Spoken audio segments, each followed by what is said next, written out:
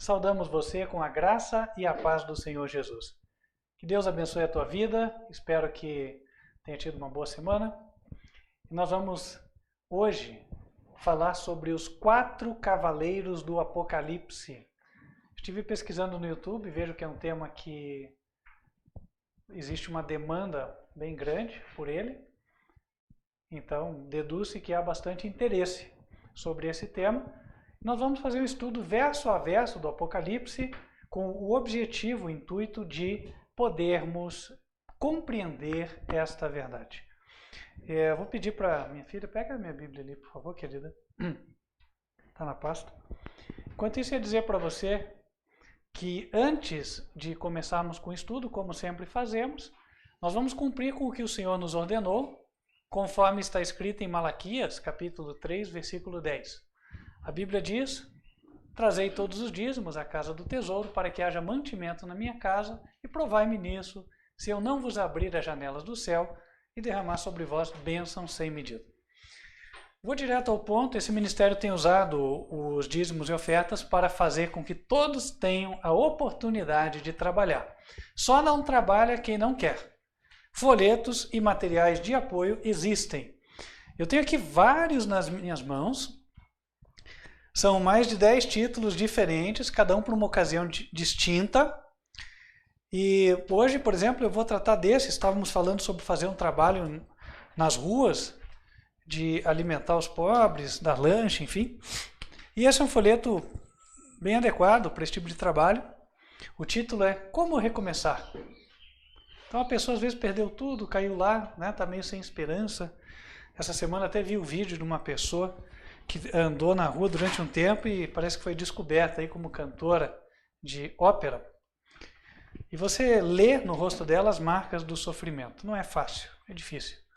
Nós temos um outro folheto que também diz por que isso aconteceu comigo, vai na mesma linha, e entrega não só lições de vida real, mas também, o mais importante, é a semente da palavra que concede a vida eterna para aqueles que aceitam. O Evangelho do Senhor Jesus Cristo. Portanto, você que tem interesse, entre em contato. Além desses materiais, temos vários outros também. Você pode solicitar, nós te damos a lista dos títulos, e aí você pega quantos desejar para fazer o trabalho. Não tem custo, você só paga o frete se não puder vir buscar em Curitiba, Paraná. Além disso, nós temos materiais para aqueles que querem se aprofundar no conhecimento da Bíblia. São materiais para fazer o discipulado. São blocos de estudos como esse aqui. Nós temos eles na versão impressa e também na versão eletrônica, um arquivo de PDF. Quem tem interesse em estudar, se preparar para dar o passo do batismo, pode solicitar. E você que vai fazer o teu evangelismo, vai dar estudos bíblicos, classe bíblica, escola bíblica, pode solicitar também. Como você vai solicitar? Pelo WhatsApp. DDI, quem está fora do Brasil é 55. No Brasil, 41 99157 0600. Opa, estou dando outro telefone aqui, desculpe, hein? 41 99509 8425, ok? Retificando. 99509 8425. Lembrando que também nós temos materiais em outros idiomas, então atenção você que está fora do Brasil. Pode ser que no teu idioma já existam materiais, solicite. Nós temos os materiais diagramados, aí em arquivo eletrônico, é óbvio, em outros idiomas disponíveis gratuitamente, folhetos e livros, tá? Então, por favor, solicite. Nós temos feito um trabalho exaustivo a fim de poder atender todo mundo. O Ministério, até onde temos conhecimento, já está em 20 países e contando. A ideia é que consigamos chegar nos mais de 200 em breve. Para tudo isso são necessários recursos. Por esta razão, Deus instituiu o plano dos dízimos e das ofertas. Existem os obreiros que estão nos campos missionários e também estamos em construção da igreja poder comportar cerca de 100 pessoas sentadas e com uma boa estrutura de vídeo, não só para a transmissão dos cultos, mas também para a escola bíblica das crianças. Dito isso, nós vamos nos colocar em pé, vamos louvar a Deus e aqueles que se prepararam poderão fazer a sua devolução. Tem muitos que fazem isso também online, tem pessoas que estão longe e apoiam o ministério. Se esse é o teu caso e você não sabe como fazer, entre em contato pelo WhatsApp, repetindo, 55 41 99509 8425. Vamos nos colocar em pé.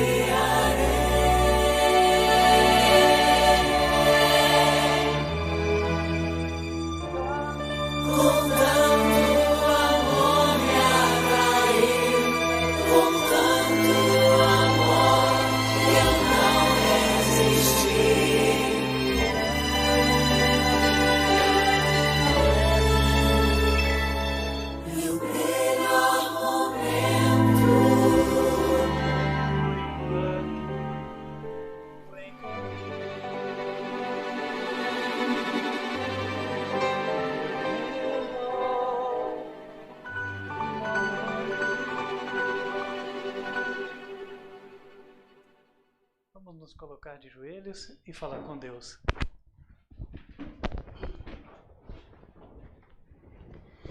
Santo e bom Deus, que nos altos céus habitas, nós queremos agradecer por saber que o Senhor tem estado conosco e tem abençoado o teu povo. Obrigado, Senhor, porque tem tocado o coração das almas para que continuem apoiando a tua obra, a tua causa. E pedimos a Deus que o ministério, o quarto anjo, advertência final, possa cumprir a tua missão. Levar o evangelho a toda nação, tribo, língua e povo. Agregue, Senhor, a ele aqueles cujo coração está 100% voltado ao Senhor e à tua obra. E que então esta mensagem possa se avolumar num alto clamor, como o Senhor deseja. Pedimos que venhas a nos abençoar neste segundo momento, o momento onde vamos abrir a tua palavra e que a luz possa resplandecer, o esclarecimento possa chegar até as mentes famintas pela verdade. E que saiamos daqui não somente com a compreensão da verdade, mas também com o senso da nossa missão frente a ela, de levar aquilo que recebemos para aqueles que ainda não conhecem. Amém. Pedimos estas bênçãos em nome de Cristo Jesus. Amém.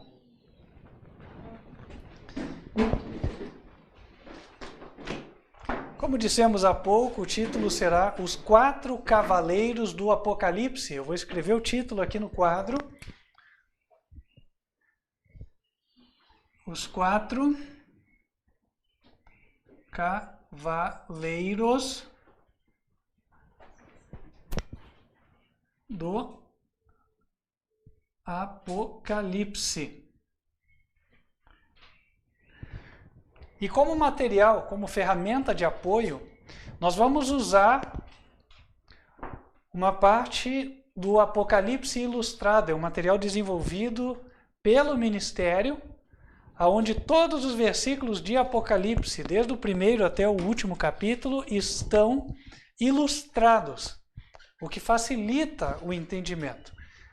Outra coisa é você estudar o Apocalipse olhando para as imagens.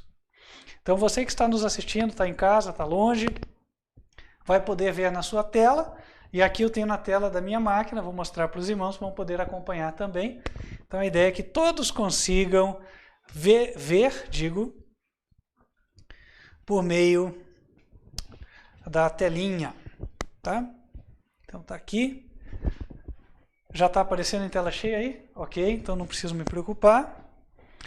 Vou tentar colocar em tela cheia para vocês também. Tá aqui. Apocalipse, no capítulo 6, apresenta os 4 cavaleiros.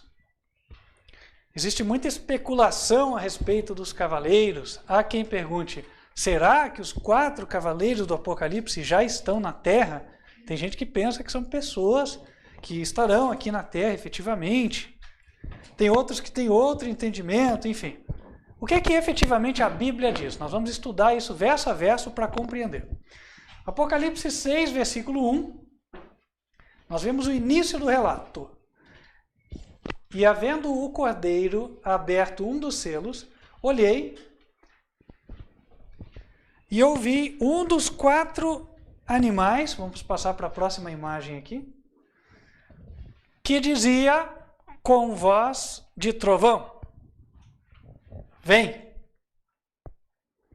E olhei, e eis um cavalo branco, verso 2.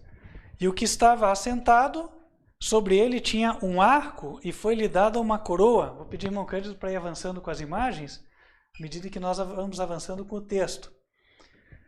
E saiu vitorioso, próxima imagem, e para vencer. Está aqui. Versículo 2. Pega o mesmo arquivinho do PDF, só vamos descendo. Capítulo 6, versículos 1 e seguido o 2. Né? Agora, visto isso, nós vamos voltar lá para a primeira imagem. Ok? Primeira imagem.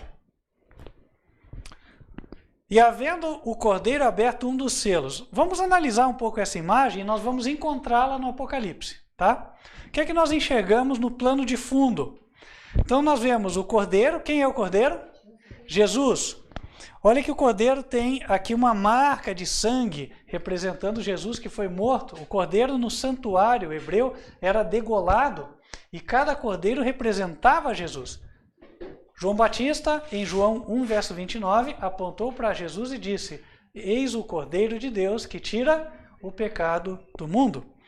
No plano de fundo nós vemos aqui estas tochas de fogo, na verdade são castiçais. E esses castiçais, a gente vê também em cima deles aqui, nós vemos umas asas. Então, conseguimos enxergar que há alguns anjos ali. Na próxima imagem, aí nós vemos já um plano mais aberto. Nós vemos tronos, nós vemos anjos sentados nos tronos, e nós vemos o trono de glória de Deus, onde Deus ali está assentado. E nós vemos um ser que tem a aparência de leão, com 6 asas, dizendo, vem. Mas ele não é o único rodeando o trono. Existem 4 seres ali naquela imagem. Existe um outro ser logo abaixo dele, que tem a aparência de águia, e conseguimos enxergar as asas de outros 2 seres mais à direita da figura. Onde que a gente encontra tudo isso e o que isso significa é o que veremos agora, ok? Lá em Apocalipse, capítulo 1, a história do Apocalipse começa lá na época de João, né? João estava preso na ilha de Patmos, teve uma visão, aí quando ele teve a visão, ele enxergou o que nós vamos ler. Apocalipse 1, verso 9. Eu, João, que também sou vosso irmão e companheiro na aflição e no reino e na paciência de Jesus Cristo, estava na ilha chamada Pátimos por causa da palavra de Deus e pelo testemunho de Jesus. Eu fui arrebatado em espírito no dia do Senhor e ouvi de trás de mim uma grande voz que dizia: o que vês, escreve-o. Verso 12. E virei-me para ver quem falava comigo, e virando-me vi 7 castiçais de ouro. E no meio dos castiçais, um semelhante ao Filho do Homem, vestido até os pés de uma veste comprida. O Filho do Homem é Jesus. Então João teve uma visão de Jesus. Jesus estava ao lado de 7 castiçais, candeeiros. Eu vou pedir, irmão Cândido, para voltar a imagem aqui. Vou desenhar alguma coisa no quadro. Nós vamos ter uma ideia de posição dentro do santuário do céu, tá? Para a gente poder entender aquela imagem que está ali. O santuário do céu, ele é um edifício que ele tem 2 compartimentos. Nós conhecemos os nomes desses compartimentos. Um deles é o compartimento santo, que era o mais externo, e o outro é o compartimento santíssimo. Tá? Quem quiser saber sobre isso aqui ou confirmar na Bíblia, pode ler Hebreus, capítulo 9. Ele fala disso aqui, tá? O compartimento santo, ele tinha alguns objetos, dentre eles um candelabro, chamado também de menorá, se eu não me engano, que tinha 7 lâmpadas, ou seja, 7 lâmpadas de fogo aqui ardendo. O compartimento santíssimo, ele tinha a Arca da Aliança, ele tinha os querubins cobridores que ficavam aqui, os anjos, né? Eu vou desenhar a arca até num outro, da pessoa entender. Pense na arca assim. Então tá aqui a cabeça, né? E aqui, estou dizendo já, considerando o corpo do anjo. Então, estavam os anjos, a arca, e exatamente nesse ponto central, que eu vou sinalizar na cor preta, a glória de Deus se manifestava. Tá? Isso representava a obra de Cristo. Os sacerdotes, durante o ano religioso, todos os dias compareciam no lugar santo. Porém, somente no último dia do ano religioso, eles entravam, eles não, um só era o sumo sacerdote, ele entrava no lugar santíssimo. Tudo isso encontra-se em Hebreus capítulo 9. Então, isso demonstrava que, quando Jesus fosse ao céu interceder por nós, ele começaria a fazer a sua obra neste local, lugar santo. Mas ele terminaria no lugar santíssimo. A última parte da sua obra seria feita aqui. Quando João teve a visão, lá no ano 96, segundo se acredita, ou 91, enfim, ele viu Jesus ao lado de 7 castiçais de ouro. Portanto, ele viu Jesus no compartimento santo do santuário. Aqui estava Jesus. E aí, Jesus vai explicar, vai dar para ele várias profecias que aparecem nos capítulos subsequentes, nos capítulos seguintes, capítulos 2 e 3 de Apocalipse. Quando ele termina de dar isso, ele já avançou bastante no tempo. E aí ele vai chegar num tempo previsto pela profecia das 2.300 tardes e manhãs. Já vou falar o ano direto, porque senão o estudo fica muito longo, tá? Quem tiver interesse, busque aí no canal sobre as 2.300 tardes e manhãs, estudo sobre o cumprimento histórico antigo. Em 1844, Jesus fez este caminho e atravessou a porta que divide o lugar santo do lugar santíssimo. E aí é que nós vamos encontrar o que nós enxergamos naquelas figuras lá. Tudo isso é importante para nós entendermos os cavaleiros. Sem isso aqui a gente não vai conseguir entender os cavaleiros do Apocalipse. Nós vimos o primeiro cavaleiro lá. Mas a ideia é, quando é que esse cavaleiro aparece? Por que ele aparece? Quem que ele é? Quem que ele representa? Tudo isso nós vamos responder a partir dessa base aqui. Então, estando Jesus revelando a João, aqui no lugar santo, ele avança, e o Apocalipse, até adianto para vocês, para quem não sabe, o Apocalipse traz as suas revelações em ordem cronológica também. Então, se você avança do capítulo 1 para o final, você, de certa forma, avança no tempo. Existem algumas interpolações aí no meio do caminho, mas, de forma geral, você avança no tempo. E aí, avançando no tempo, chegamos no capítulo 4. Olha que coisa interessante a gente observa lá. Vamos ver o capítulo 4, versículo 1 em diante.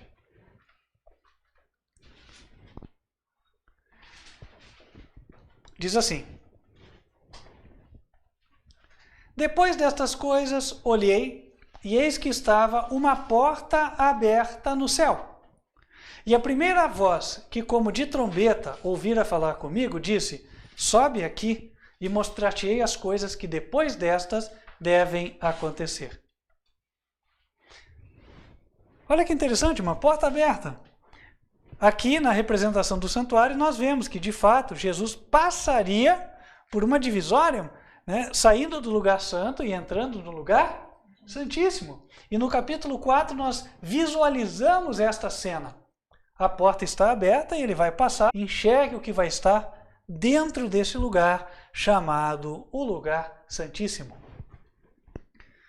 Versículo 2: E logo fui arrebatado em espírito, e eis que um trono estava posto no céu, e um assentado sobre o trono. E o que estava assentado era, na aparência, semelhante à pedra de jaspe e de sardônica. E o arco celeste estava ao redor do trono, e era semelhante à esmeralda. E ao redor do trono havia 24 tronos, e vi assentados sobre os tronos 24 anciãos, vestidos de vestes brancas, e tinham sobre a cabeça coroas de ouro. E do trono saíam relâmpagos, trovões e vozes, e diante do trono ardiam 7 lâmpadas de fogo, as quais são os 7 Espíritos de Deus. Podemos voltar para aquela imagem de Apocalipse 6, versículo 1. Se puder colocar, irmão Cândido, em tela cheia, por favor. Está aqui. Agora nós começamos a entender. Poxa, atrás do cordeiro nós vimos lâmpadas de fogo. Portanto, isso aqui aconteceu depois que Jesus passou por aquela porta. Ele está no lugar santíssimo. Além disso, nós vemos aqui o trono de Deus, conforme relatado no capítulo 4. E o arco celeste, o arco que a gente chama de arco-íris, estava em redor do trono, está aqui. Nós vemos os tronos, esses tronos são dos 24 anciãos, os 24 anjos líderes no céu, que se assentam como jurados neste tribunal universal. Quem vai ser julgado? Nós. A Bíblia fala disso em Daniel, capítulo 7, versículos 9 e 10. Foram abertos os livros. E aqui nós vemos este ser parecendo leão, já vamos ler sobre ele, está em Apocalipse 4, versículo 6. E havia diante do trono um como mar de vidro, semelhante ao cristal, e no meio do trono e ao redor do trono, 4 criaturas viventes, cheios de olhos, por diante e por detrás. E o primeiro animal era semelhante a um leão. O segundo animal, semelhante a um bezerro, e tinha o terceiro animal o rosto como de homem, e o quarto animal era semelhante a uma águia voando. E os 4 animais tinham, cada um, respectivamente, 6 asas, e, ao redor e por dentro, estavam cheios de olhos, e não descansam nem de dia nem de noite, dizendo: Santo, Santo, Santo é o Senhor Deus, o Todo-Poderoso, que era e que é e que há de vir. Ora, quais são os seres que habitam o céu e têm asas? Anjos. Os 4 seres viventes são, portanto, 4 anjos. Mas por que eles aparecem, cada um com essa simbologia diferente? Um parecendo um leão, outro parecendo um bezerro, outro parecendo uma águia e outro parecendo um homem. Ora, tem toda uma informação aí entregue por Deus através dessa simbologia. E essa informação, para quem estuda o Apocalipse, é possível entender. Porque esses 4 anjos aparecem não somente aqui, eles aparecem em outros lugares. Notadamente nos capítulos 14 e 18. Eu não vou ler todas as mensagens, porque o sermão não tem que ficar tão grande assim, mas eu vou apenas mostrar para vocês que eles estão lá, ok? Apocalipse 14, versículo 6. E vi outro anjo voar pelo meio do céu, e tinha um evangelho eterno para o proclamar aos que habitam sobre a terra, e a toda nação, e tribo, e língua, e povo. Então vamos contar os anjos? Esse aí já é anjo número 1. Fazer o pauzinho aqui. Em seguida, versículo 8. E outro anjo seguiu, dizendo: caiu, caiu Babilônia, etc, etc. Já são 2. Depois, versículo 9. E o seguiu o terceiro anjo dizendo com grande voz: se alguém adorar a besta e a sua imagem, etc, etc. Já é o terceiro anjo. Estamos com 3. Para 4 falta 1. Note que esses 3 anjos estão falando o evangelho. O primeiro anjo foi dito a seu respeito. Ele tinha o evangelho eterno para pregar. O segundo anjo falou: caiu, caiu Babilônia. E no Apocalipse 18, nós encontramos o quarto anjo que emenda a mensagem do segundo anjo. Ele também vai falar: caiu, caiu Babilônia. Vamos lá para o capítulo 18, versículo 1. E depois destas coisas vi descer do céu outro anjo que tinha grande poder, e a terra foi iluminada com a sua glória. E clamou fortemente com grande voz, dizendo: caiu, caiu a grande Babilônia. Olha, é a mesma mensagem que o segundo anjo falou, lá em Apocalipse 14, verso 8. Ambos falam: caiu, caiu Babilônia. Portanto, esse quarto anjo tem uma missão semelhante aos 3 primeiros. Por essa razão, ele figura entre esse grupo de 4. Não por acaso, nós vemos que em redor do trono de Deus há 4 anjos cobridores, chamados de criaturas viventes, seres viventes. Ora, os anjos mais próximos do trono de Deus são aqueles que primeiro recebem a mensagem do Senhor, correto? E a partir deles é que a mensagem é transmitida, quer para outros anjos, quer para nós seres humanos. Mas a Bíblia diz no Apocalipse que esses 4 anjos mais poderosos têm uma missão específica nos últimos dias da história da Terra. Eles vão descer, e eles descem para cá, e quando eles descem, eles entregam uma mensagem. Essa mensagem, ela é chamada lá em Apocalipse 14, versículo 6, de Evangelho Eterno. Agora ficou trocado em miúdos, né? É o Evangelho. Então, sabe, pregador do Evangelho não é alguém que, eu acho que Deus me enviou e sai aí pregando. O pregador verdadeiro do Evangelho, que prega a verdadeira mensagem, é aquele que recebeu a mensagem do anjo que partiu do trono de Deus e impressionou ele a entregar. E qual mensagem? Essa que está aqui. Aqui está em Apocalipse 14 e Apocalipse 18. Nesse contexto, nós podemos voltar agora, já entendemos o cenário, nós vamos para Apocalipse 6 e vamos entender o que é que está acontecendo. Volta lá para a imagem. Apocalipse 6, versículo 1. E havendo o cordeiro aberto um dos selos. Só faltou explicar isso, né? Peraí, o cordeiro tinha um livro? Estou vendo um pergaminho ali. Esse pergaminho tem vários selos. O que é isso aí? João fala que logo depois de ter visto essa cena lá no Santíssimo, ele viu que Jesus chegou e ele ia abrir os selos. Tinha um livro lá. Esse livro estava aqui no lado, no lugar onde Deus poderia apoiar o seu braço no seu trono. Apocalipse 5, versículo 1. E vi na destra do que estava sentado sobre o trono um livro escrito por dentro e por fora, selado com 7 selos. Versículo 6. E olhei, e eis que estava no meio do trono, e dos 4 animais viventes, e entre os anciãos, um cordeiro, como havendo sido morto, e tinha 7 pontas e 7 olhos. Verso 7. E veio e tomou o livro da destra do que estava sentado no trono. Versículo 9. E cantavam um novo cântico, dizendo: digno és de tomar o livro e de abrir os seus selos, porque foste morto e com o teu sangue compraste para Deus homens de toda tribo e língua e povo e nação. Então existia um livro. Esse livro estava selado lá no céu. E esse livro precisava ser aberto. E só Jesus tinha autoridade para abri-lo. Agora, o que continha este livro? Vamos lá para Daniel capítulo 12. Daniel 12, versículo 4.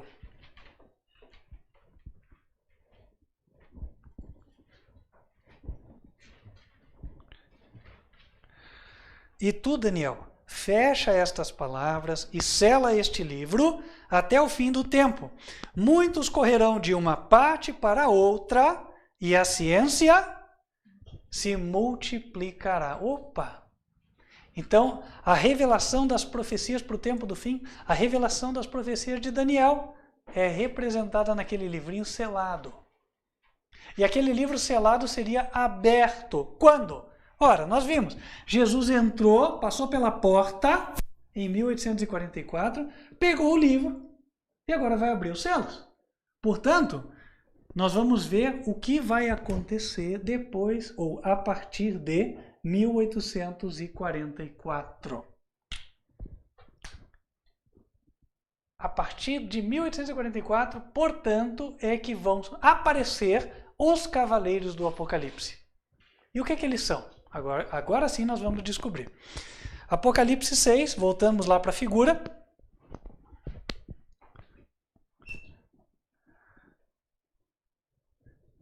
Tem lá um dos 4 animais que dizia com voz de trovão: vem! Ele está chamando alguma coisa. Quem é este animal? Ora, quem é este ser vivente dentre os 4? São 4, a gente já viu. Ora, se ele é o primeiro a falar, a lógica é que ele é o primeiro, certo? Ninguém vai entender que ele é o terceiro se ele é o primeiro que está falando. E aí, quando ele fala vem, esse chamar, parece que ele está chamando um cavaleiro. E aí vem, olha, olhei e eis um cavalo branco, e o que estava sentado sobre ele tinha um arco, e foi-lhe dado uma coroa. Quem é esse cavalo branco? Quem é o cavaleiro que está sobre o cavalo? É algo que a gente precisa descobrir agora. Uma coisa a gente já sabe. Esse cavalo aparece fruto do trabalho ou da voz do primeiro anjo. Né? O primeiro anjo fala vem e ele aparece. Espera aí, mas o que o primeiro anjo efetivamente faz? Nós já vimos que o primeiro anjo desce do céu, vem para a terra e dá uma mensagem para os seres humanos, não é assim? E depois que ele dá essa mensagem, algo acontece. Que mensagem ele deu? A mensagem do Evangelho. Então, na medida em que o Evangelho é pregado, aparece o cavalo e aparece o cavaleiro. Esse cavalo e esse cavaleiro têm alguma coisa a ver com a pregação do Evangelho. Especificamente, o que eles têm a ver? Quem eles são? Vamos para Isaías, capítulo 63, e aí a gente vai desvendar o mistério. Isaías 63 é uma ocasião na qual Deus fala de maneira simbólica sobre o cuidado que Jesus teve ao guiar o povo de Israel pelo deserto, oculto na coluna de nuvem. O profeta diz o seguinte, Isaías 63, versículo 7. As benignidades do Senhor mencionarei, e os muitos louvores do Senhor, consoante a tudo que o Senhor nos concedeu, e a grande bondade para com a casa de Israel, que usou com eles, segundo as suas misericórdias, e segundo a multidão das suas benignidades. Porque o Senhor dizia: certamente eles são meu povo, filhos que não mentirão. Assim ele foi seu Salvador. Em toda a angústia deles, foi ele angustiado, e o anjo da sua presença os salvou. Pelo seu amor e pela sua compaixão, ele os remiu, e os tomou e os conduziu todos os dias da antiguidade.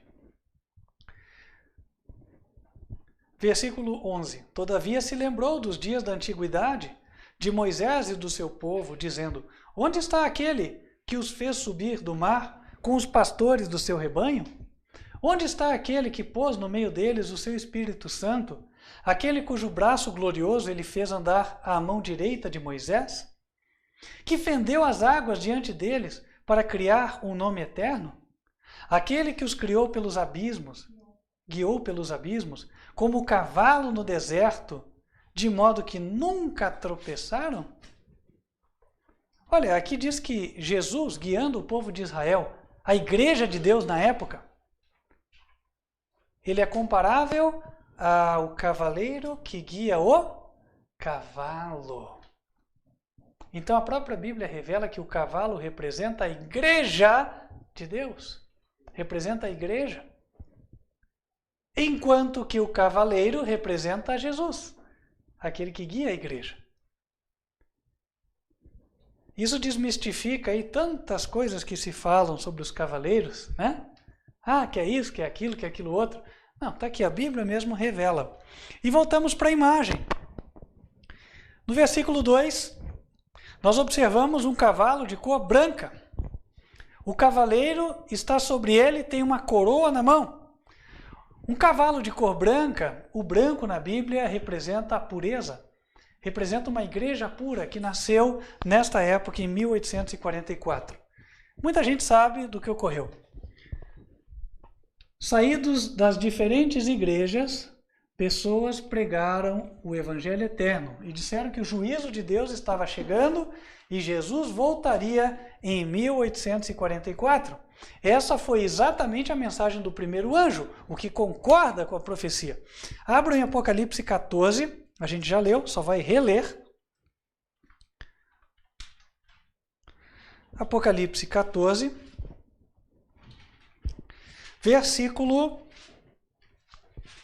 versículos 6 e 7. E vi outro anjo voar pelo meio do céu, e tinha o evangelho eterno para o proclamar aos que habitam sobre a terra, e a toda nação, e tribo, e língua, e povo, dizendo com grande voz: temei a Deus e dai-lhe glória, porque vinda é a hora do seu juízo. E adorai aquele que fez o céu, a terra, o mar e as fontes das águas. Então, colocando num gráfico aqui para ilustrar, estávamos em 1844,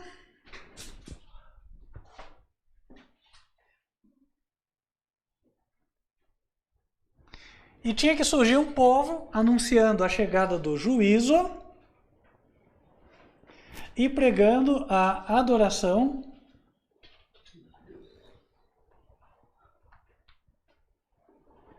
ao único Deus. Quem é esse único Deus? 1 Coríntios, capítulo 8, verso 6. Para nós há um só Deus, o Pai. Não é trindade, é um só, é o Pai. Que povo foi esse? Bom, esse povo pregava o advento de Cristo e aí recebeu um apelido, adventistas, por assim dizer. Assumiu o nome de adventistas. E aí, em 1863, fundaram a Igreja Adventista do Sétimo Dia. Eu vou resumir nessa sigla aqui, que é usada até hoje, IASD. Essa igreja começou falando da chegada do juízo, é o juízo lá no céu, quando Jesus entrou no Santíssimo e começou a julgar os casos das pessoas que morreram.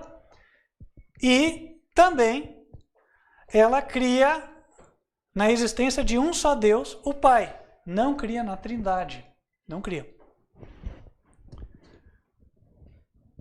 E esse foi o primeiro cavalo. O cavalo era puro, a igreja nasceu pura, pequenininha, perseguida, desacreditada, porém fiel. Essa era a realidade da denominação naquela época. O seu líder, na época, Jesus, aquele que tem uma coroa, e ele tinha o arco, e ele saiu vencendo e para vencer, conforme nós vimos. O arco é símbolo de batalha. Naquela época ainda usava-se arco e flecha, né? Hoje nem se fala, arco e flecha é só na competição da Olimpíada, né?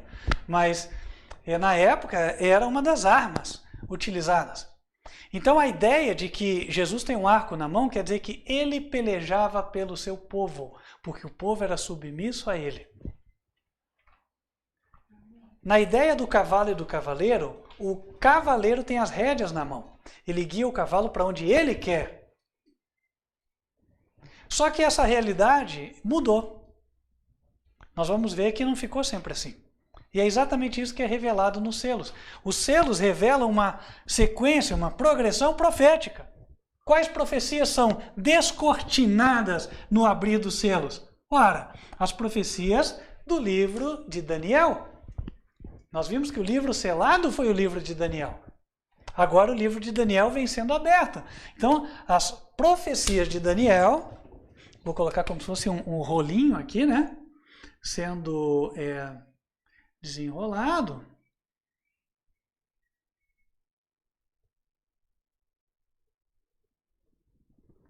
Tá aqui.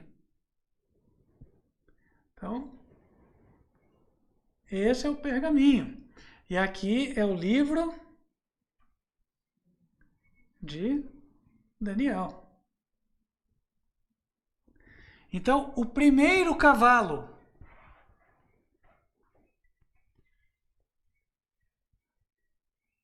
representa a Igreja Adventista do Sétimo Dia. E o primeiro cavaleiro, Jesus. Está aqui a resposta que buscávamos. Vamos para o segundo cavaleiro. Só arrumar aqui. Vou lá, ia pedir para jogar a tela inteira de novo, por gentileza, Cândido.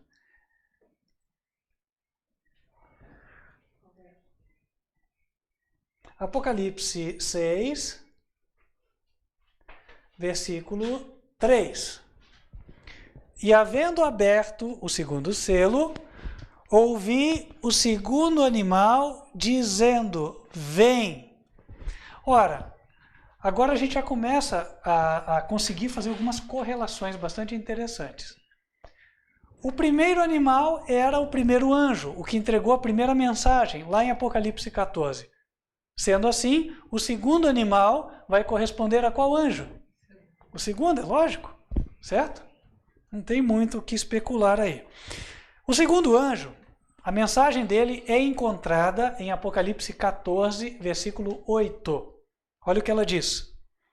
E outro anjo seguiu dizendo, caiu, caiu Babilônia, aquela grande cidade que a todas as nações deu a beber do vinho da ira da sua prostituição. Quem é Babilônia e de que cor ela se veste? Apocalipse 17, versículo 3, nos apresenta. Levou-me em espírito a um deserto e vi uma mulher assentada sobre uma besta. Verso 4. E a mulher estava vestida de púrpura e de escarlata. Olha a mulher vestida de vermelho, está aqui. Adornada com ouro, pedras preciosas e pérolas, e tinha na mão um cálice de ouro cheio das abominações e da imundícia da sua prostituição. E na sua testa estava escrito o nome, Mistério, a Grande Babilônia, a Mãe. Ora, mulher na Bíblia tem um significado. Está em Efésios, capítulo 5, versos 24 e 25, para quem quiser conferir. E ela representa o quê? Igreja. A mulher prostituta é uma igreja que ensina o contrário da Bíblia. E aqui fala de uma mulher cujo o paramento, a indumentária, ou seja, a vestimenta dos sacerdotes, ela tem o tom de vermelho, tem o tom de roxo, que está cheia de ouro, prata, pedras preciosas, que se intitula a mãe, a madre igreja. Quem é? Ora, a igreja católica. Então o segundo anjo, ele está falando, caiu. Caiu a Igreja Católica, mas ela não cai sozinha, até porque o anjo falou de duas quedas, né? Falou caiu. Então, se ele fala duas vezes, ele não vai, desculpe o termo, né? Ele não vai falar algo sem sentido, e isso aqui nem é uma gagueira, ele falou porque tem um sentido. Então, caiu a Igreja Católica, mas também outros caíram. Quem mais caiu? Nós vamos ver. Caiu por quê, em primeiro lugar? Ora, caiu porque deixou de seguir a palavra do Senhor. De forma bastante específica, a Bíblia não ensina a veneração de imagens. Ela fala para nós não nos encurvarmos diante das imagens. E a Igreja Católica sanciona. Ou seja, ela diz que sim, você pode se encurvar para as imagens. Está lá na Bíblia Católica e na Evangélica também, que as duas foram traduzidas por um padre, o João Ferreira de Almeida, no caso do Brasil. A grande maioria das traduções provém dessa. Êxodo 20, versículo 4. Não farás para ti imagem de escultura, nem semelhança alguma do que há em cima nos céus, nem embaixo na terra, nem nas águas debaixo da terra. Não te encurvarás a elas, nem as servirás. Tem gente que fala, não, mas é só para eu lembrar e tal. Mas Deus falou, não se encurve diante das imagens. Não importa. E aqui, não, mas só para eu lembrar de Jesus. Não farás imagem de semelhança do que há em cima nos céus.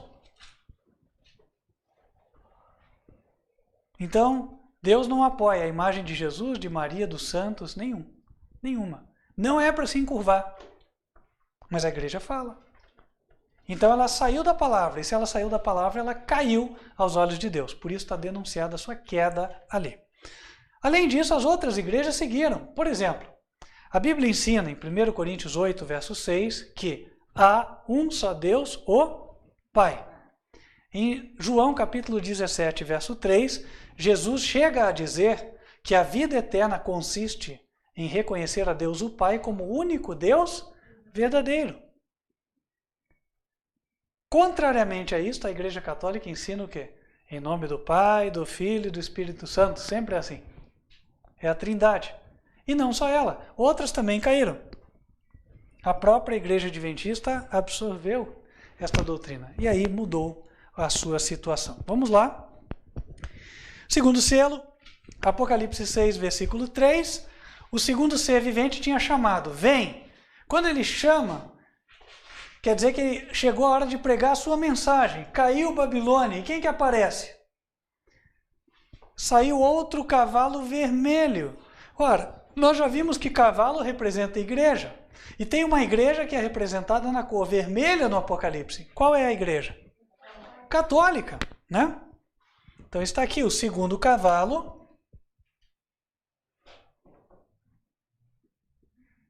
Representa a Igreja Católica Apostólica Romana. Eu vou colocar só a sigla ICAR. São as iniciais de cada um. E o segundo cavalo, quem seria? Quem é o comandante da Igreja Católica? O Papa, que se diz inclusive o representante de Cristo, o substituto de Cristo. Ele hoje não usa mais, mas a tiara existe até hoje. Uma tiara papal onde está escrito Vicarius Filii Dei, que significa vigário ou substituto do Filho de Deus. Então está aqui o segundo cavaleiro. Coloquei cavalo.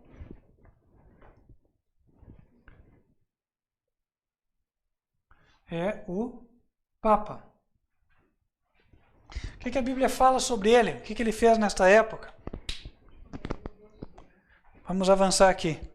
Saiu outro cavalo vermelho, e ao que estava sentado sobre ele, ou seja, o cavaleiro, ao Papa, foi-lhe dado que tirasse a paz da terra e que se matassem uns aos outros, e foi-lhe dado uma grande espada. Ora, isso aqui para muitos pode ser uma surpresa e parecer uma grande contradição, mas espera aí. O Papa se veste de branco, é o homem da paz. Não é o homem que apregou a paz, que anuncia a paz, que fala que devem acabar com as guerras e tal. Ora, alguém superior ao Papa, há cerca de 2000 anos atrás, disse que o Papa seria o responsável pelas guerras. É o contrário. Diz que foi dada na mão dele uma grande espada. E de fato, aqueles que conhecem a verdadeira história sabem que o Papa foi aquele que trabalhou em prol do assassinato do arquiduque Ferdinando, que, para quem não sabe, é o evento que deu origem à Primeira Guerra Mundial. E aí começou a guerra do Império Austro-Húngaro contra ou naquela região da Sérvia, e aí logo outras nações entraram no conflito. E décadas mais tarde fomentou a Segunda Guerra Mundial. Mas você vai falar, tá, mas a troco do quê? O que ele ia ganhar com isso? Havia um propósito. O Papa, ele quer voltar a ter o cetro do mundo nas mãos. Na Idade Média, de alguma maneira, ele tinha o comando da Europa nas mãos. Então, depois da Primeira Guerra Mundial, o saldo quer dizer o resultado da guerra foi assim, os países arrasados, precisando serem reconstruídos, aí levantou-se aquela notícia, né? Olha, temos de impedir que haja uma nova guerra tão grande como essa e garantir a paz. A desculpa é sempre essa, né? Ah, vamos garantir a paz e a segurança. Então, o que propuseram? Uma união de países que se chamou Sociedade das Nações. E a ideia era que todos os países participassem, mas os Estados Unidos ficaram de fora, não participaram. Então, essa Sociedade das Nações, ela não se constituiu como um centro de governo mundial, porque ela só atendia, ou ela só tinha ingerência sobre alguns países, não sobre todos. Então, o que o Papa fez? Instigou a Segunda Guerra Mundial. Não venha dizer que é mentira, porque não é. Se você buscar na internet, você vai ver fotos, não é outra coisa, fotos, e não são editadas, são fotos reais, fotos do Papa Pio XI benzendo os tanques de Hitler na Segunda Guerra Mundial. O objetivo do papado era que o nazismo ganhasse a guerra. E assim os nazistas e fascistas, alinhados com o Vaticano, garantiriam a nova ordem mundial, onde o Papa tensionava ser o soberano supremo. O Papa queria ser o rei do mundo. Saldo da Segunda Guerra Mundial foi o quê? A criação da ONU, a Organização das Nações Unidas, em 1945. Então nós temos que o segundo cavalo, ele está aqui já na época das guerras. A Primeira Guerra Mundial data de 1914, 1915, está aqui. E aí nós vamos até o fim da Segunda, em 1945. Então, terminando essas guerras, terminando o período em que foi dada a grande espada, chegamos numa outra fase. E a Bíblia avança para o terceiro. Vamos avançar? Vamos ver lá, Apocalipse 6, versículo 5. E havendo aberto o terceiro selo, ouvi dizer o terceiro animal, vem. Seguindo a ordem do que já explicamos antes, o terceiro animal tem que corresponder ao terceiro anjo de Apocalipse. E o terceiro anjo é aquele que nos adverte contra a marca da besta. Apocalipse 14, versículo 9.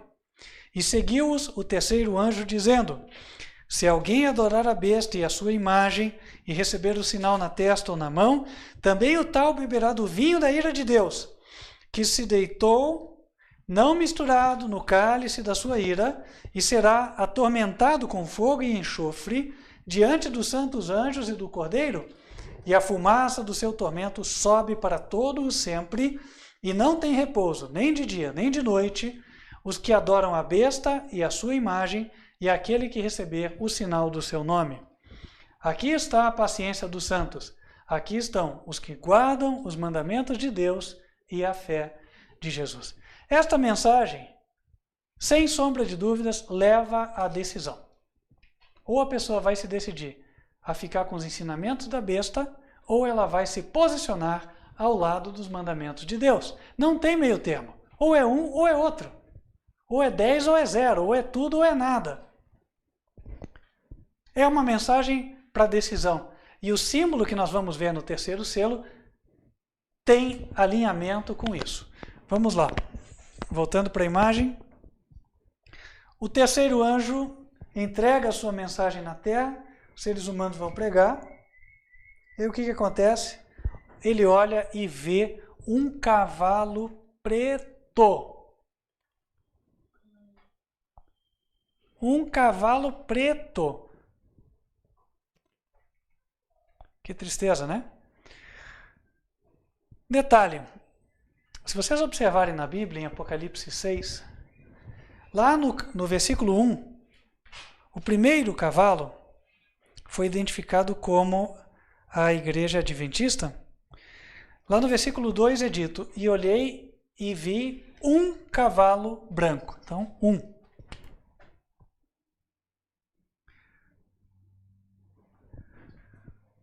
Quando vai falar do segundo cavalo, no segundo selo, versículo 4, diz, e saiu outro cavalo. Então não é o mesmo, certo? O primeiro, o 1, quando falou, vi um cavalo, representava a igreja adventista. O outro, a igreja católica. Mas agora ele volta a falar em um. Ora, mas esse um, quem? A gente já identificou. É a igreja adventista. Certo? Só que agora ela aparece de outra forma. Não é mais um cavalo branco. É um cavalo preto. A cor inverteu.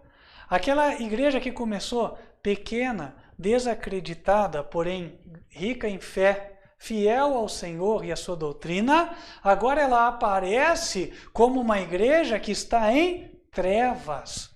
Ela escolheu as trevas em lugar da luz. De fato, em 1931 ela já absorvia doutrinas da Igreja Católica, notadamente a doutrina da Trindade. E depois desta época aqui de 1945 para frente, mais especificamente na década de 50 para frente, ela começou com os entendimentos ecumênicos para se alinhar com as demais igrejas evangélicas. Lançou inclusive um livro chamado Questions on Doctrine, Questões de Doutrina, já está traduzido para o português, aonde ela apresenta, por exemplo, a doutrina da expiação na forma em que as demais igrejas entendem e não na forma que a Bíblia apresenta. A doutrina da expiação, para quem não sabe, tem a ver com esse entendimento do santuário que nós estávamos lendo aqui. Tá? Agora, avançamos aqui. Olhando para a figura, eis um cavalo preto. O que aparece ali como o que vinha acontecendo na prática? Os pregadores desta igreja iam nas igrejas e diziam, olha, os pioneiros da nossa igreja, aí estão lá mencionados esses nomes, Ellen White, a mensageira do Senhor, a profetisa, Tiago White, o seu marido, Uriah Smith, que era conhecido como uma das colunas na época, eles não criam na Trindade, mas nós mudamos e hoje a igreja moderna acredita. Claro que sempre assim existe um ardil, né? Quando você tenta justificar um erro imposto. Vão falar, não, é que a igreja continua estudando e melhorou a sua compreensão. Abandonei a luz e fui para as trevas, né? O certo era dizer isso, né? Mas eles não falam assim. E aí, aqui no quadrinho, sendo representado como alguém assistindo e vendo, poxa, isso que o pastor falou não pode estar certo. Deus não muda. Como a doutrina mudou? Avançando, no mesmo verso, a Bíblia diz, e o que estava assentado sobre esse cavalo, ele tinha uma balança na mão. Ora, e essa balança que aparece, a balança que era conhecida na época, a famosa balança romana, João vivia nos tempos do Império Romano. A balança romana, até hoje, ela é símbolo do direito, do juízo, certo? Muitos lugares onde você vê ou escritório de advocacia, ou até fóruns, você vê esse símbolozinho aqui, da balança romana. Então a balança romana, ela representa julgamento. Quem é que está comandando a igreja? Quem é que tem o comando da igreja na mão? Ah, Jesus. e ele é o único que tem autoridade para fazer o juízo. Daí a gente entende que ele é representado como o cavaleiro. Então vamos lá. Nós já descobrimos, portanto, quem é o terceiro cavalo e o terceiro cavaleiro. O terceiro cavalo é a Igreja Adventista do Sétimo Dia. O terceiro cavaleiro é Jesus, mas não agora pelejando as batalhas da igreja e vencendo por ela. Coisa que ele fazia no tempo do primeiro selo. Quando a igreja é fiel, Jesus peleja por ela. Quando a igreja é infiel, Jesus julga e pune. Porque ele tem direito de corrigir aqueles que são dele. Tem ou não tem? Ou pelo menos aqueles que dizem ser dele. Então, ele está ali julgando. E é interessante porque a Igreja Adventista professa crer nos escritos de Ellen White. Como mensageira de Deus, profetiza de Deus. E ela mesma escreveu o que nós estamos estudando aqui. Ela disse: nas balanças do santuário será julgada a igreja. E se ela não aproveitasse os privilégios, ela escreveu, será expedida a sentença, achada em falta. E aí as pessoas começaram a entender. Então a mudança na doutrina ocasionou a queda da igreja aos olhos de Deus. Foi o que aconteceu. E aí nós vamos para o tempo do quarto selo. Capítulo 6, versículo 6. Ainda no terceiro. E ouvi uma voz no meio dos 4 animais que dizia: uma medida de trigo por 1 denário e 3 medidas de cevada por 1 denário. Aí tem uma pessoa dizendo: olha, o salário do mês só deu para comprar a comida. Eu vou fazer um exercício de memória aqui com os irmãos, né? Porque, veja, nós estamos falando coisas que vêm desde a década de 50, 40, 50 para cá. Nessa época aqui, qual que era o dinheiro? Não sei se eram os réis ainda ou já era cruzeiro, porque o cruzeiro durou muito tempo aqui no Brasil, né? Mas, vamos lá. Quanto que dava para comprar com salário mínimo nessa época e quanto que dá para comprar hoje? Nós podemos dizer que o salário ganhou o poder de compra ou perdeu o poder de compra? Perdeu o poder de compra, certo? Eu lembro, meus queridos irmãos, que, por exemplo, quando veio a época do real, já na década de 90, o salário mínimo era R$90. E comprava-se muita coisa com R$90, né? Hoje em dia, o salário é quase R$1.000, 10 vezes mais, e compra menos do que se comprava antes. Certo? Então, alguma coisa aconteceu. Eu lembro que há cerca de 10 anos atrás, mais ou menos, 15 anos atrás, um quilo de feijão você conseguia encontrar por R$1,50. R$1,50. Quanto que está hoje? 7, 8 reais, 6 reais. Não, agora baixou. Uns 4 reais. Ok, R$4,50. 10. 4,50. Então, vamos considerar isso. Não vamos considerar esses períodos recentes, inclusive, né? Que o feijão chegou até a ultrapassar R$10. Certo? Mas vamos lá. Preço agora de safra. R$4,50. De R$1,50 para R$4,50. Quantas vezes subiu?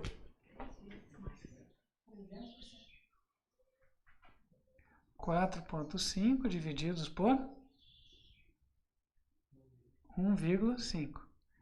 3, né? Vai dar 4,5. Aí cai e fica 0. Subiu 3 vezes mais, ou 300%. O teu salário subiu 300%?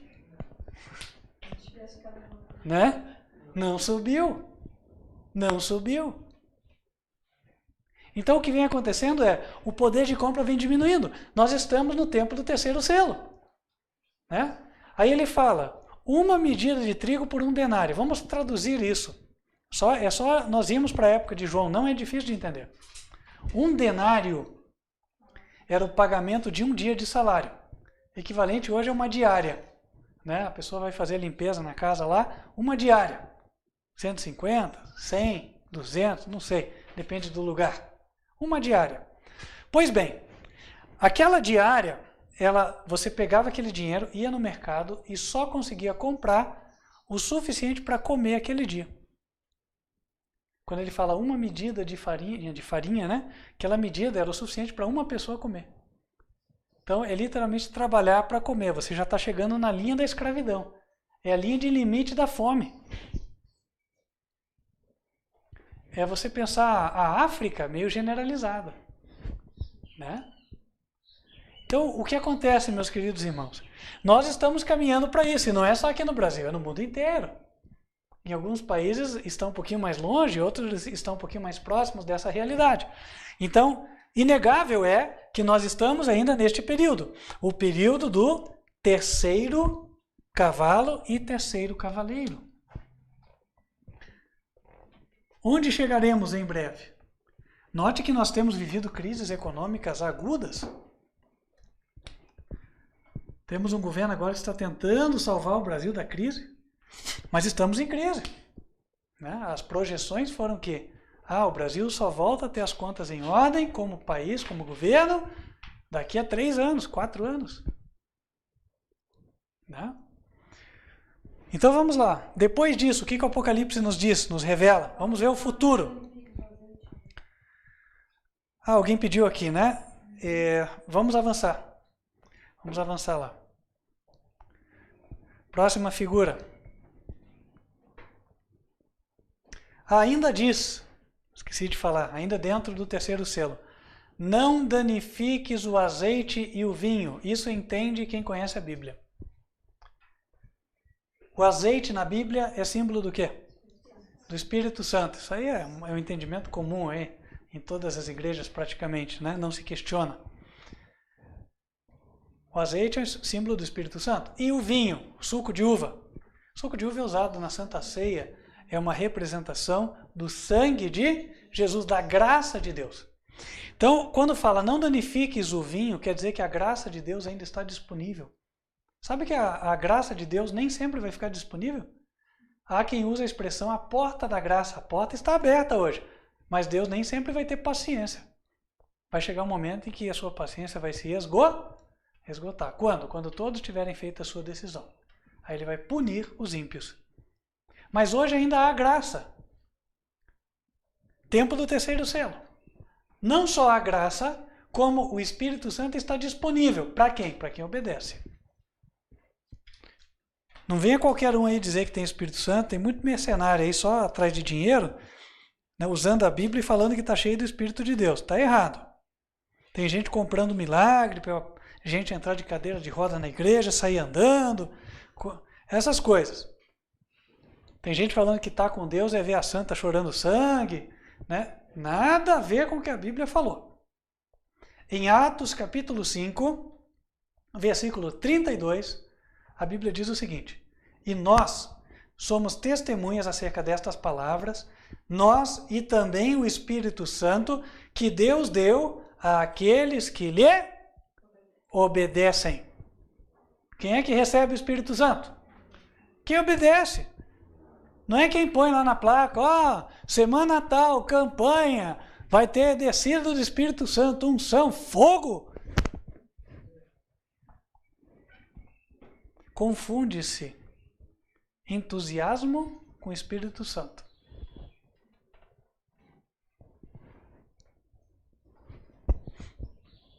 Os frutos do Espírito estão lá em Gálatas 5. Amor, paz, longanimidade, benignidade, mansidão, temperança, domínio próprio.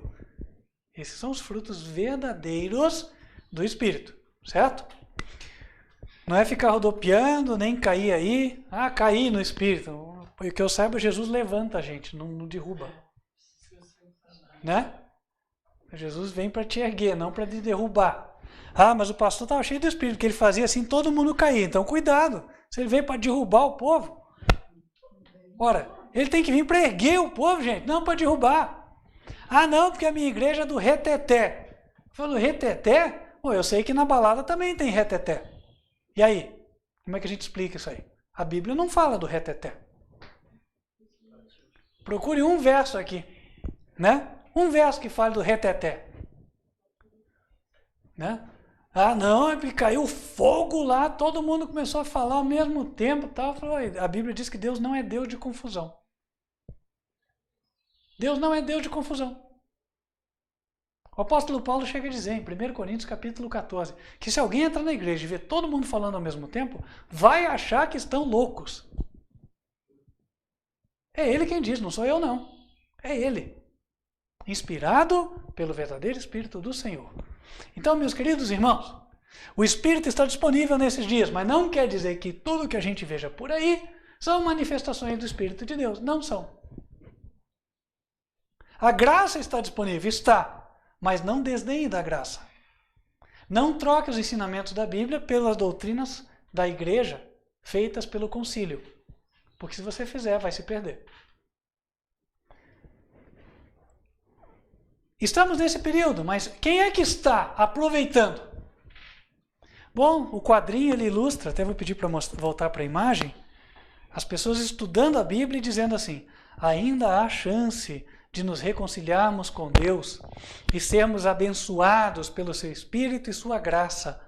Deixemos a igreja caída e obedeçamos ao primeiro mandamento. Qual que era o primeiro mandamento? Êxodo 20, verso 3.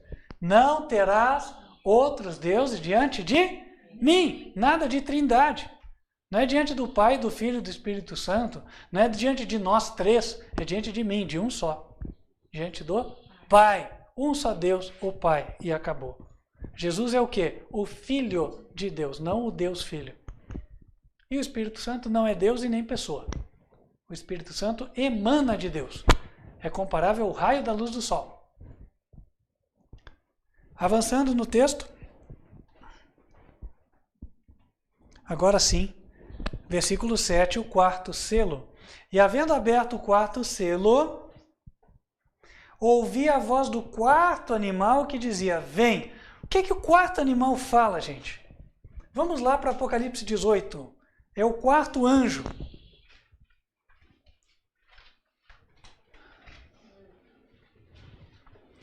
Vocês vão ver que a mensagem dele é pesada.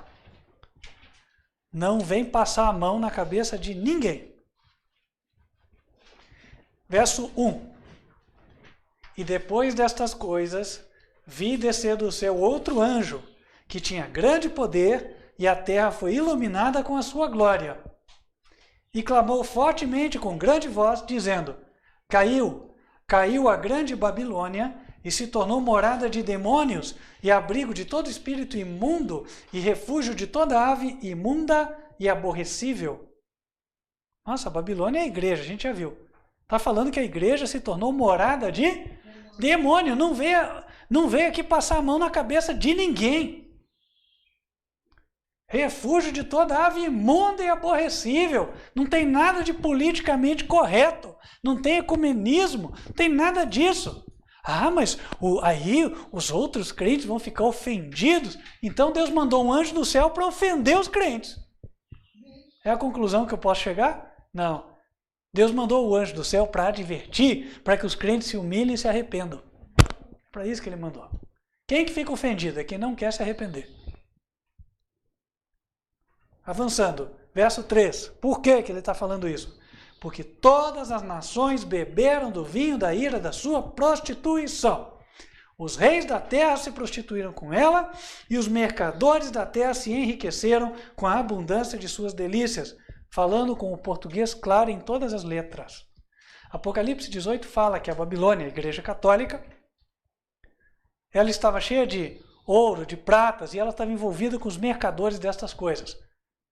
Por isso, esse sínodo que está acontecendo agora da Igreja Católica, apresentando, entre aspas, uma preocupação tão grande com a sustentabilidade e o meio ambiente.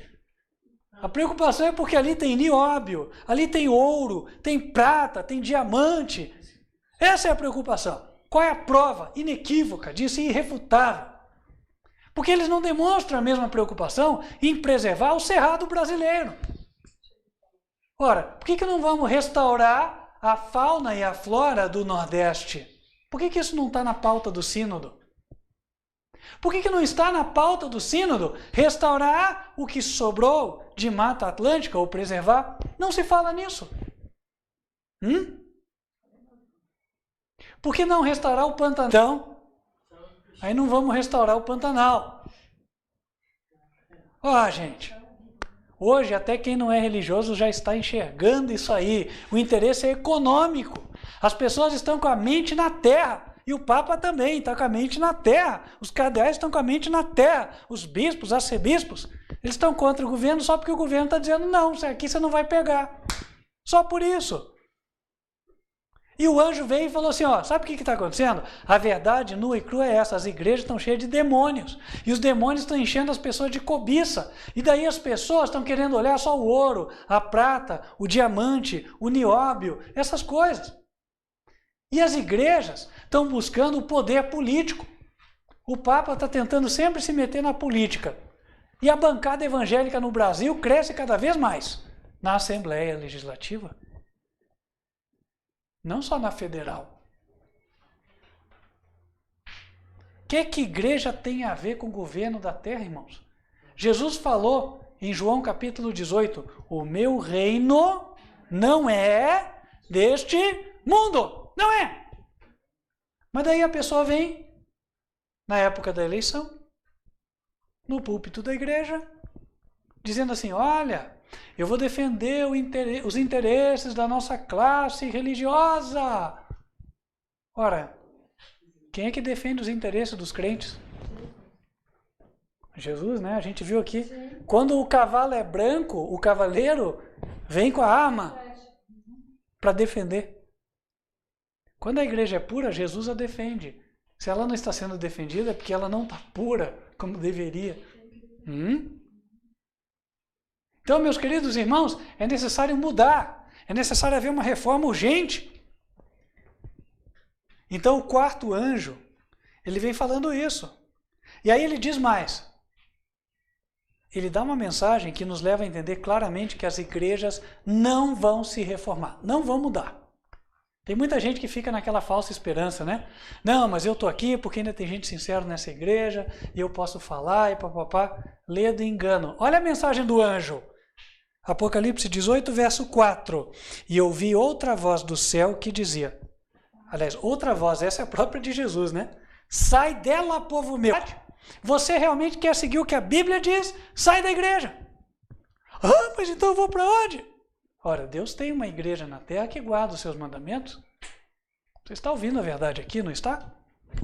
Mas vocês são um punhadinho de gente. Bom, mas a igreja verdadeira de Deus sempre foi um punhadinho de gente perseguida. Nunca foi diferente. Veja na Idade Média, os valdenses. Lugar nenhum, lá no meio da selva. Eu visitei uma, na caverna. Essa era a catedral.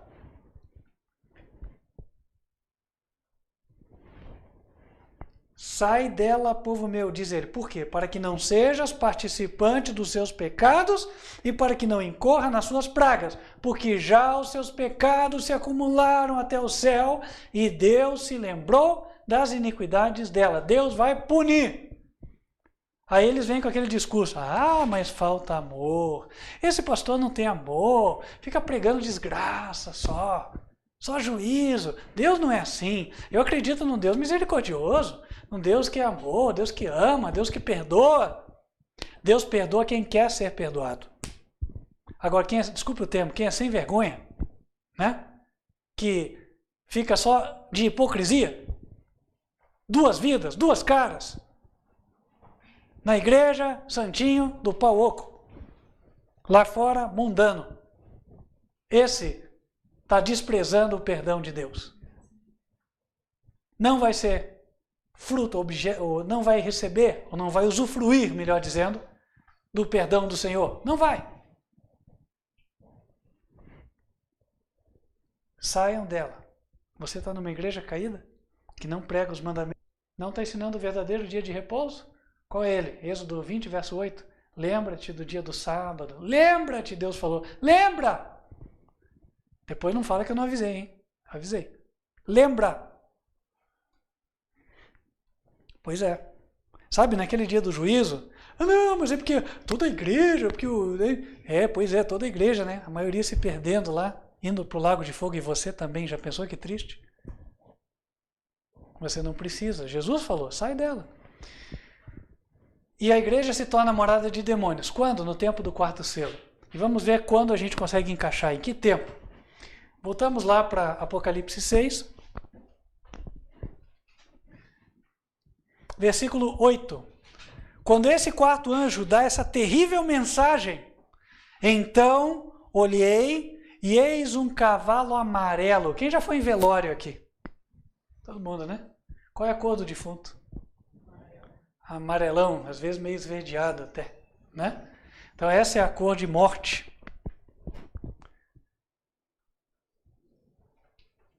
Quem é esta igreja representada? Olha a palavrinha, um cavalo, a gente já identificou, esse um aqui refere-se à Igreja Adventista do Sétimo Dia, que nessa época, posso garantir a vocês, não vai estar só naquilo que ela vai fazer, a gente já vai dizer o que é.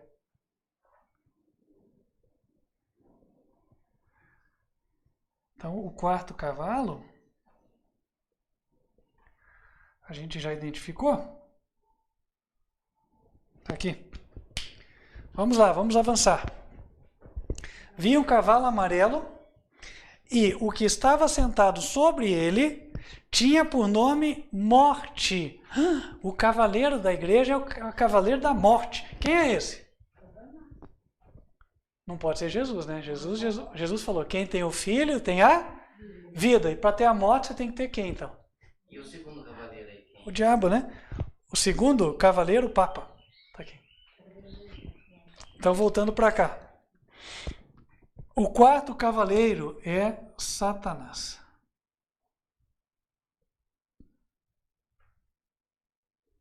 A Bíblia fala que ele tem o império da morte.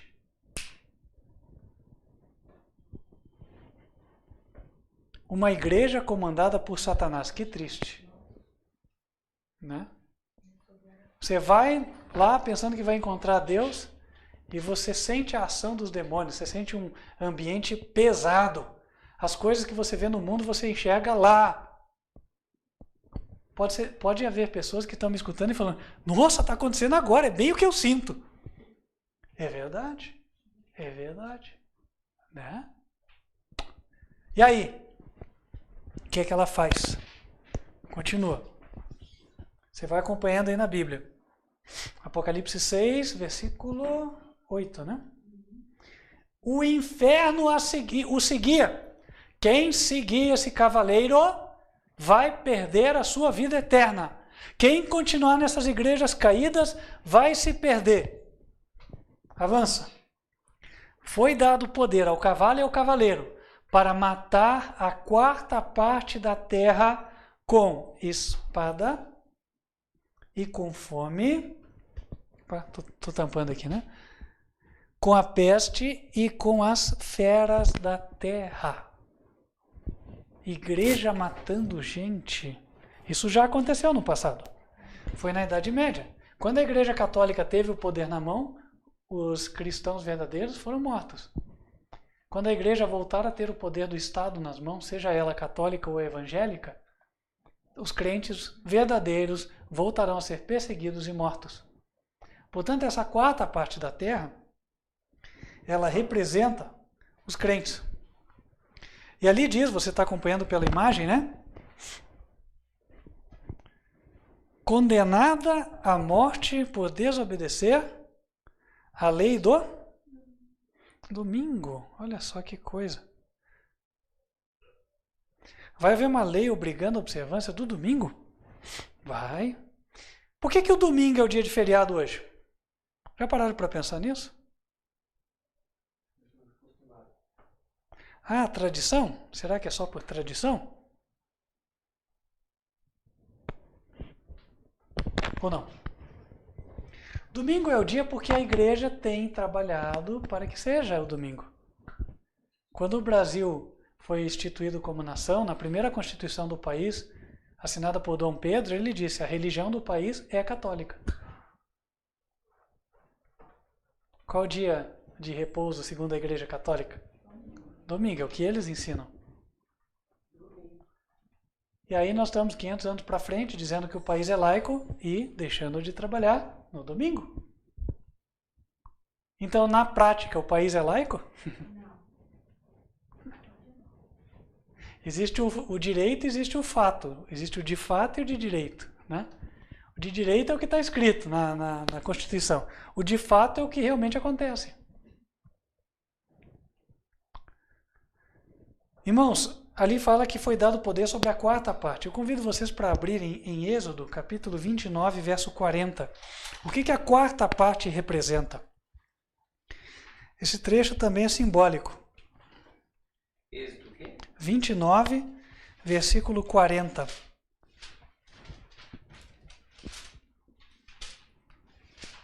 Aqui ele está explicando as ofertas. Todas as ofertas representavam a verdadeira oferta. O sacrifício de Jesus na cruz do Calvário foi a oferta de Deus pelos nossos pecados. E aqui, representando a Cristo, diz assim, com verso 39, um cordeiro oferecerás pela manhã e o outro oferecerás à tardinha. 40, com um cordeiro, a 10ª parte de um efa de flor de farinha, misturada com a 4ª parte de um rim de azeite batido e para libação, a 4ª parte de um rim de vinho. Notaram? 4ª parte de sangue, que o suco de uva representa sangue. Né? Então, essa 4ª parte representava o derramamento do sangue de Jesus. E a Bíblia diz que a igreja é o corpo de Cristo.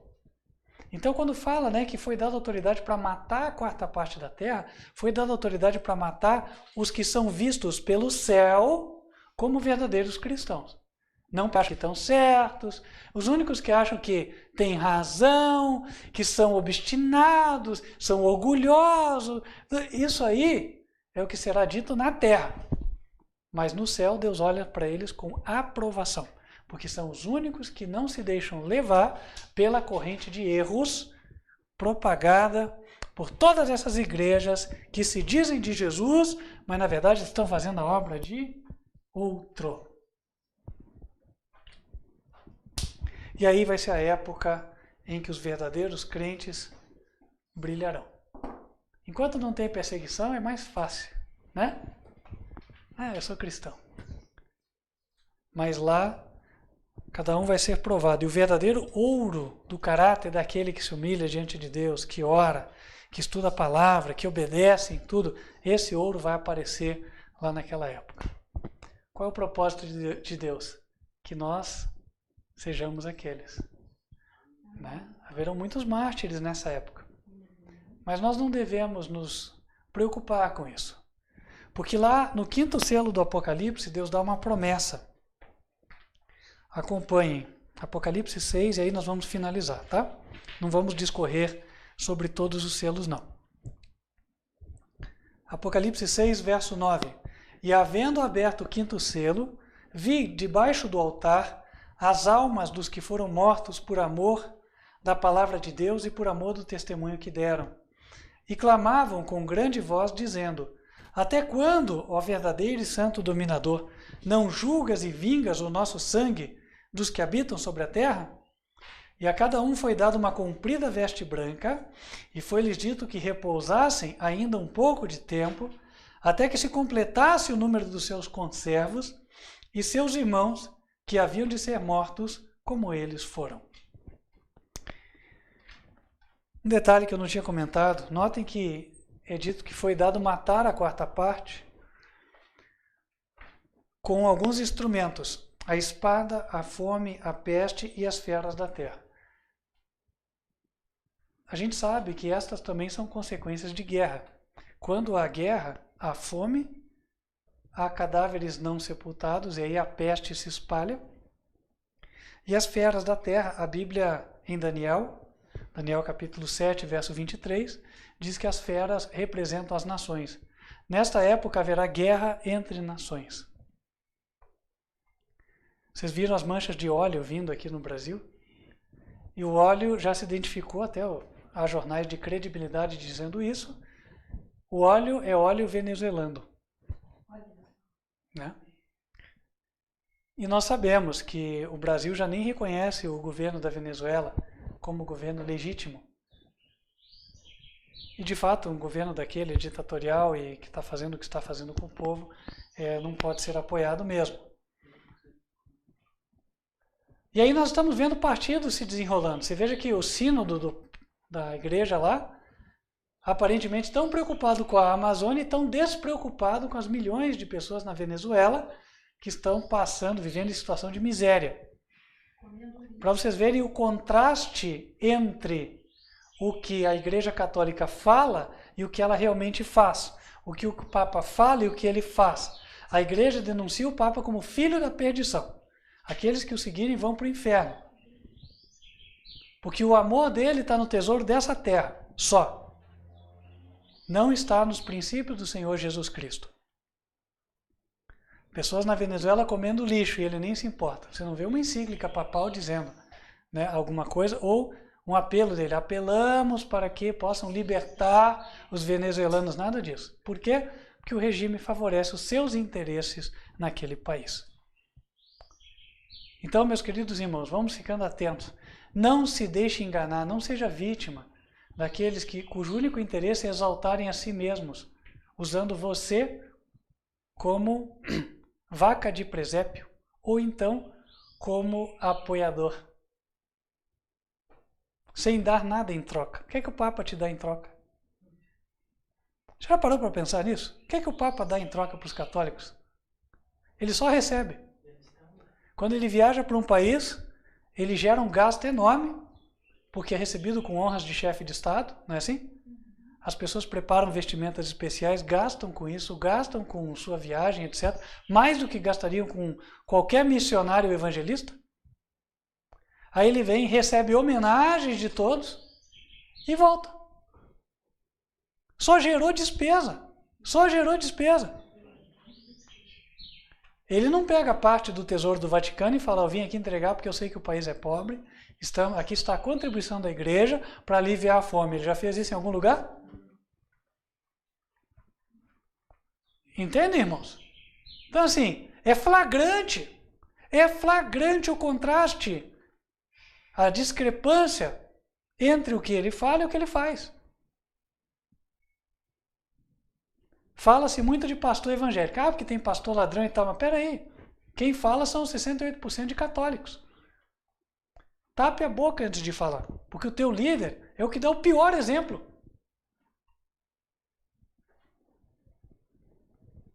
Às vezes tem padre que nos assiste, você sabe que é assim. A verdade é essa. Dói, mas é a verdade. Então, meus queridos irmãos, Deus não vai buscar hipócritas. Deus vai buscar sinceros, obedientes. Porque só sinceridade sem obediência não resolve de nada. De sinceridade só o inferno estará cheio. Deus quer sinceridade e obediência. Finalizamos com a regra do céu. A regra que Deus determinou, que permite acesso a alguém lá. Apocalipse 14, versículo 12. Aqui está a paciência dos santos. Aqui estão os que guardam os mandamentos de Deus e a fé de Jesus. Amém? Vamos nos colocar de joelhos e falar com Deus.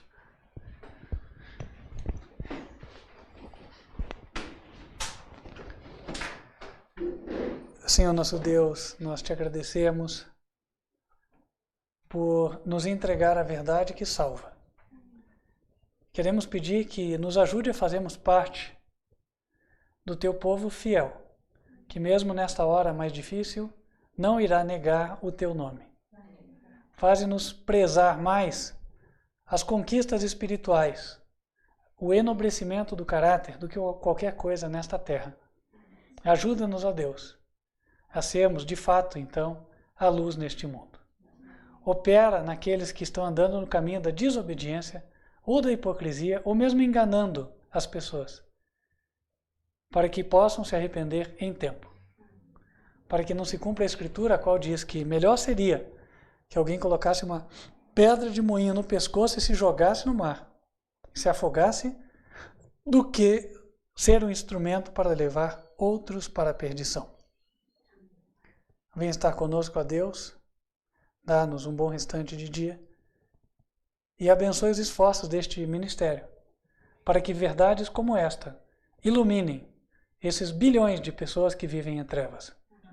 Pedimos estas bênçãos em nome de Cristo Jesus. Amém.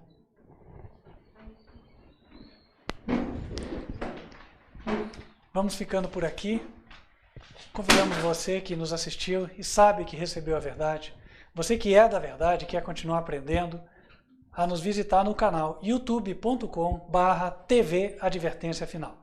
Lembrando que há transmissões ao vivo, elas ocorrem aos sábados em 2 horários. 15 para as 10 da manhã, Escola Bíblica das Crianças, e 11 horas da manhã, Mensagem do Culto. E para você cujo coração Deus já tem tocado, você que tem visto que esta igreja prega a verdade, o Ministério Quarto Anjo Advertência Final, e você quer se preparar para dar o passo do batismo e unir-se ao povo de Deus, entre em contato pelo WhatsApp. Tome nota do número, por gentileza. DDI 55, DDD 41, 99509 8405. Para quem não sabe, DDI 8425. Vou repetir já para você. Para quem não sabe, DDI é o código de descagem para quem está fora do país, tá? DDD é para quem está dentro do país. Então vamos lá. 55 41 99509 8425. Quero invocar as bênçãos do Senhor sobre a tua vida. Se for o teu desejo recebê-las, fecha os teus olhos. Que o Senhor te abençoe e te guarde. Que o Senhor faça resplandecer o seu rosto sobre ti e de ti tenha misericórdia. Que o Senhor levante sobre ti o seu rosto e te dê a paz. Amém. Que Deus te abençoe.